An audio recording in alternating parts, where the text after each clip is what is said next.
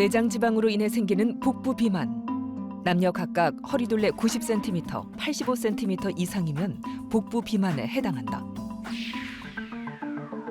그렇다면 복부 비만의 원인인 내장 지방은 왜 생기는 걸까?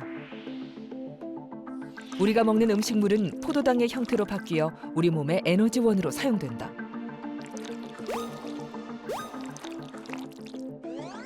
하지만 에너지원으로 사용되고 남은 포도당은 지방으로 변해 쌓인다.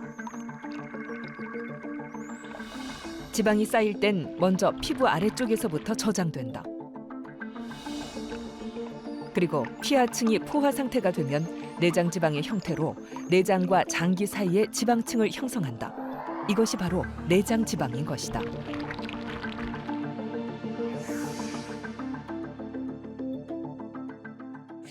우리 몸은 먹은 열량에서 소비한 열량을 빼고 남는 열량을 체지방으로 저장하되 처음에는 피하 지방으로 저장합니다. 주로 팔뚝이든 엉덩이, 허벅지 이런 데로 저장이 되는데요. 여기에 저장할 수 있는 체지방의 양은 어느 정도 정해져 있습니다. 그 이상으로 남아도는 열량이 많으면 사실은 건강을 위해서는 더 이상 저장하지 말고 버려야 됩니다. 근데 우리 몸은 오래전부터 굶주린 시대를 지나온 유전자를 갖고 있기 때문에 그래도 저장합니다. 그러면 마치 집안에 책장이 있는데 책을 진열하다가 꽉 차면 더 진열할 데가 없으면 다른 곳에 쌓아놔야 되죠. 그런 것처럼 우리 몸에서도 그때부터는 잉여 열량을 피하 지방이 아닌 내장 지방의 형태로 축적을 하게 됩니다. 흔히 우리가 음료수나 여러 가지 간식류로 섭취하는 당류의 종류로는 포도당, 그 다음 과당, 액상과당, 설탕 등이 있습니다. 그래서 맛은 조금씩 다를 수는 있지만 이러한 당류들은 대부분 당도가 높고 식이섬유가 거의 없기 때문에 포만감을 거의 주지 않는다는 특징을 갖고 있고요.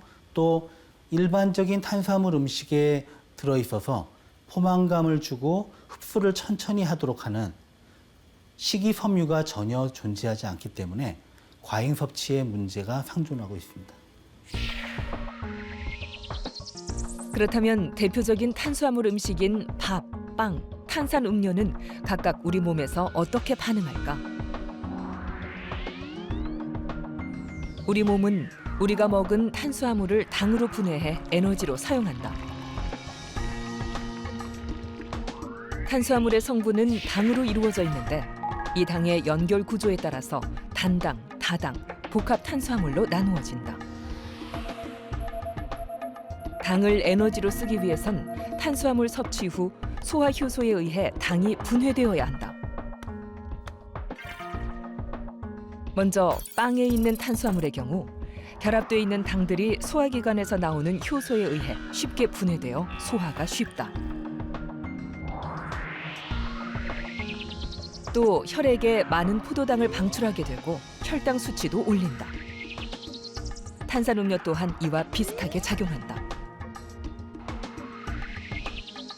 그러나 통곡물이나 채소와 같이 섬유소가 많은 음식은 조금 다르다.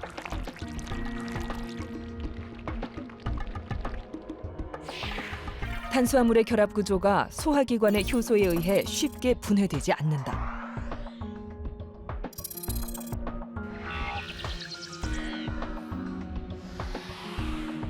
때문에 혈액으로 포도당이 가는 것을 늦추게 된다. 이런 이유로 빵보다는 밥이 살을 덜 찌게 하는 것이다.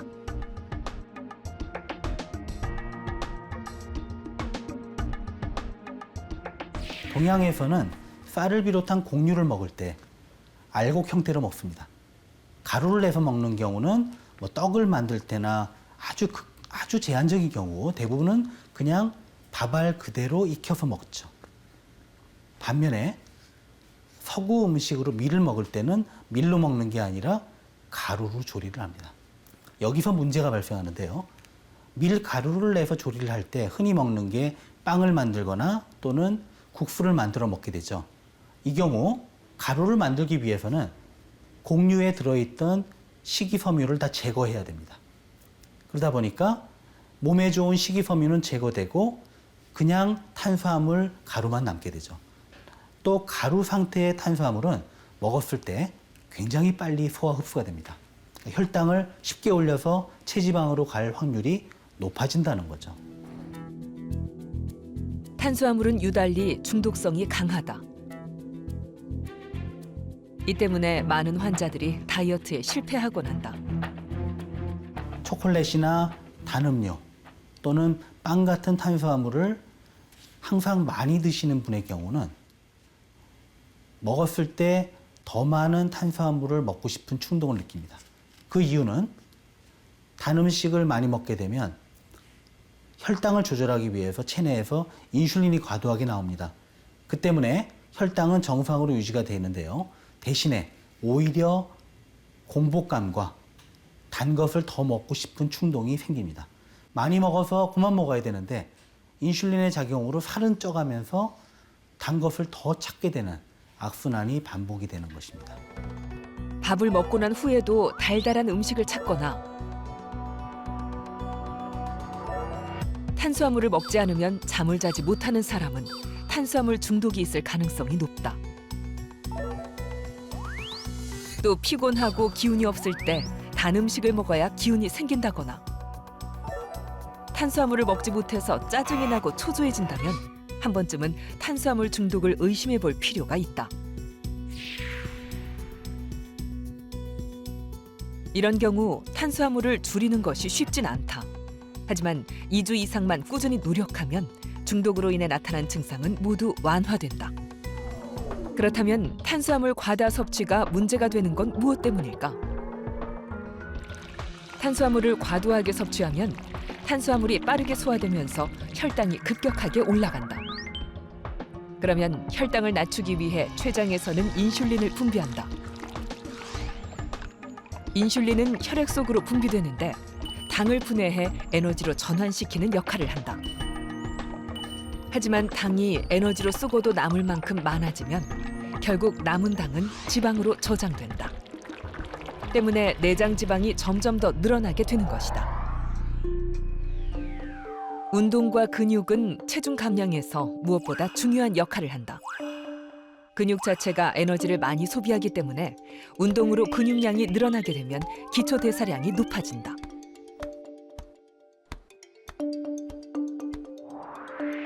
기초 대사량은 수면을 할 때나 몸을 움직이지 않고 있을 때도 스스로 소비하는 칼로리 양을 뜻한다.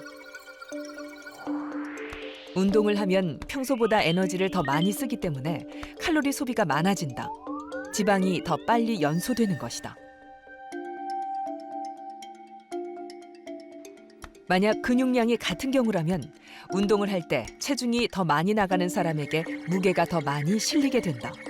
그래서 칼로리 소모도 더 많아지고 지방도 더 빨리 빠지게 된다. 살찐 사람이 운동의 효과를 더 빨리 볼 수 있는 것이다.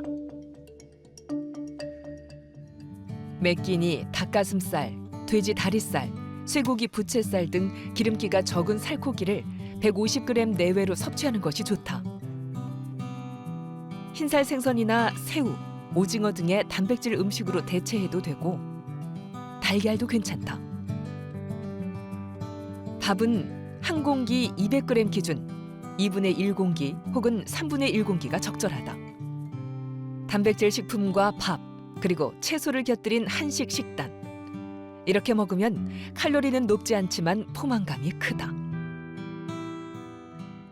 건강한 다이어트를 위해서는 무조건 참고 조금 먹는 게 아니라 고르게 영양 섭취를 하면서 현명하게 먹는 게 필요합니다.